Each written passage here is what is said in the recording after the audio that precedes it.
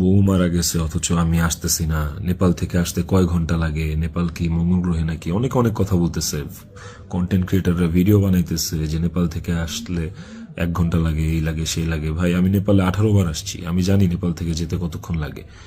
কিন্তু নেপাল থেকে বাই রোডে বাংলাদেশে যাওয়ার কোনো সুযোগ নাই।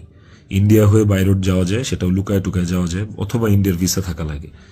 কিন্তু যেদিনের ঘটনা সেদিন আমি এমন কোনো চেষ্টা বা প্রয়াস বাদ রাখি নাই যে নেপাল থেকে বাংলাদেশে যেন আসা যায়।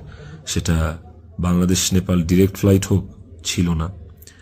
ট্রানজিট ফ্লাইট ছিল না, একটা ট্রানজিট ফ্লাইট ছিল, ওইটার টাইম আর ওইটাতে আসলাম, ওকে পরের দিনে আসতে হইতো।